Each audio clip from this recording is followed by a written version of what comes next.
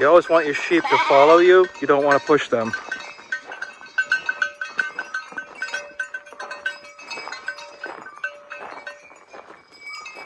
Let's go. Come on. Come on.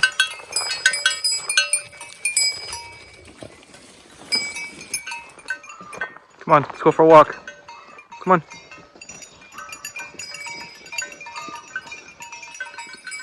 Let's go.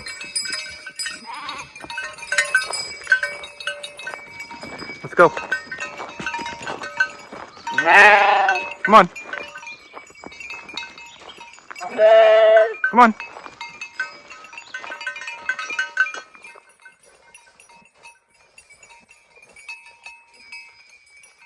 Come on.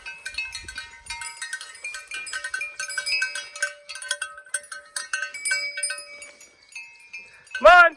Let's go. Come on.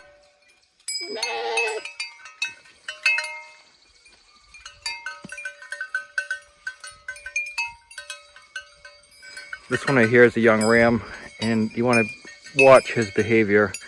He'll come up and start rubbing on you and getting pushy. So you want to discourage that, otherwise you're going to invite problems later on. Come on, cows! Come on!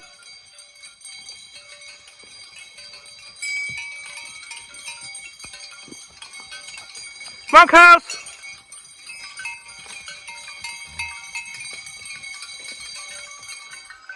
Come on! I've always got one lollygagging somewhere. 1, 2, 3, 4, 5, 6. There he is. Come on! Let's go. Come on. Come on!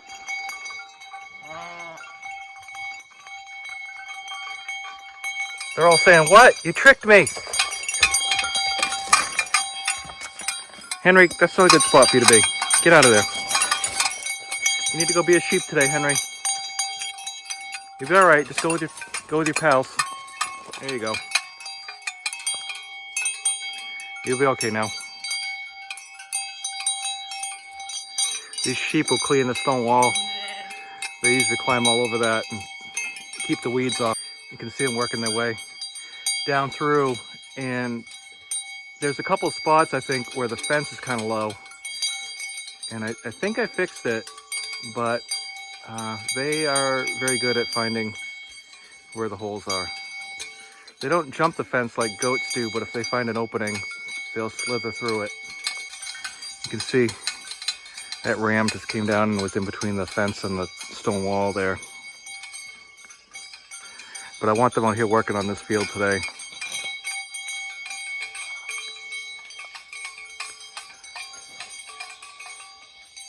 It'll keep them busy for a while.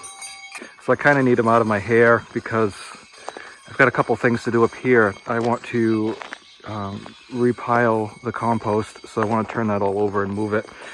You have to mix it every so often, and it's been a few weeks, and now that we've just gotten this good soaking rain, I want to mix it so the wet spots are in towards the center, and that'll heat up and expedite the decomposition of that. So we'll get that turned over. At some point I'm going to put them back on their sacrifice field because that's all coming back up again nicely. So we'll put them over towards the end of the week. I want to go up to the land trust and cut some hay up there. I just cut that loose and we fork it into a couple of stalls that we're not using. So I'll get the hay and equipment out and start with that. This here's a McCormick number 3 field cultivator that goes on my cubs. So I redid that. The wheels ought to be white, but we're not too particular about that right now. I just wanted to get it freshened up and get it ready for use. And there's some snapping going on over here, so I have to go down the electric fence. I noticed it wasn't snapping on the other side down there, so I could definitely hear it shorting out here somewhere. So we'll have to check that.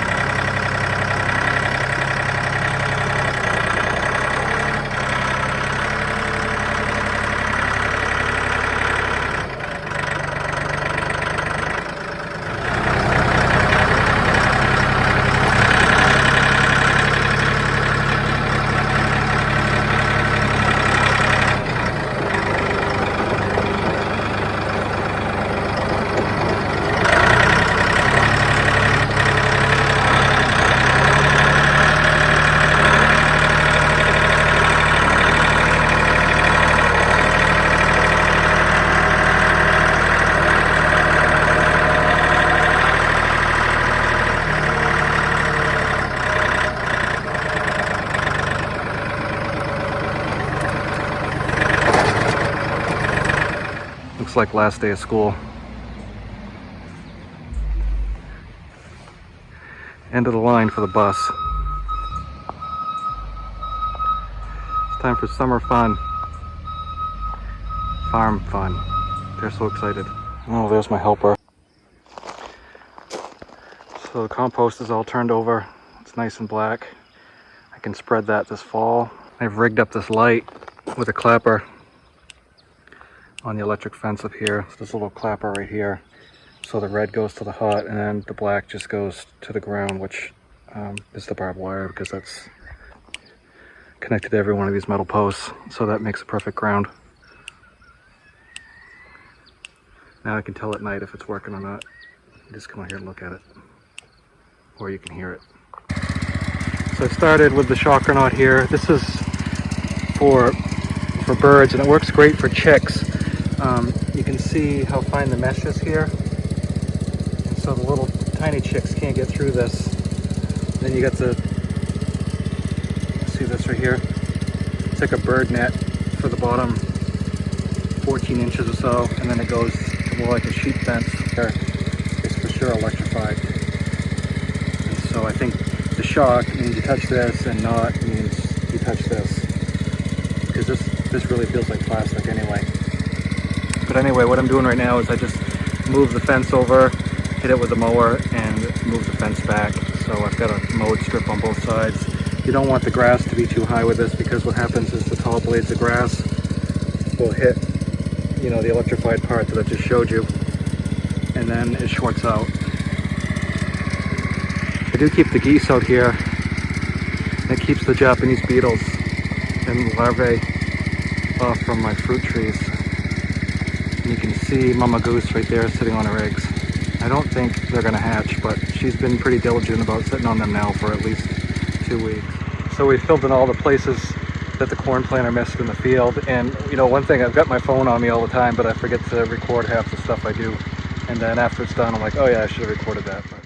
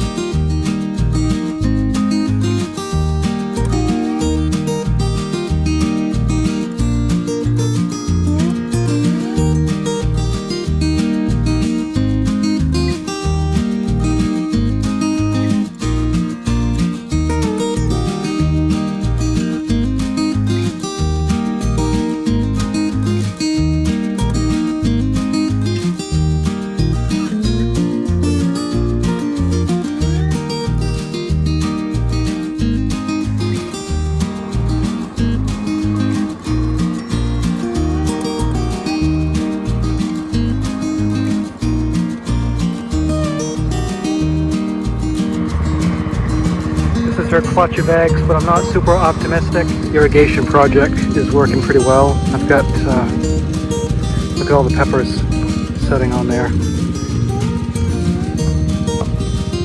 See all the green peppers. So when you set up these Premier One poultry nets, you really want to install this in some sort of a circle. Just because the corners will tend to sag. Not really a good way to brace the corners. You could use some tent stakes and some, you know, the tensioning strings from a tent, I guess, on the corners. That would work. But the whole point of this is to be quick with it, and so the more you add, the more time is involved in moving it. So what I've done is just mowed around the edges, put the fence back, and now I've got a good fence reestablished here. These are the 248 cubs. I brought them in, done full lubrication on them. Everything's been drained and refilled. So that's why they're both sitting in here together right now. So if you're wondering why I'm wearing my navy do-rag today, it's because while I was in the Seabees for a little bit, I retired from the Air National Guard, but I was in the Seabees for a little bit. And also my dad was in the Navy in World War II. So my dad's always with me. This is my hat. I'll talk to you next time. Thank you everybody for watching, and if you haven't yet had an opportunity, we'd love it for you to hit that subscribe button, like and comment. All those things are very helpful, and we appreciate you watching. We'll talk to you next time. Take care.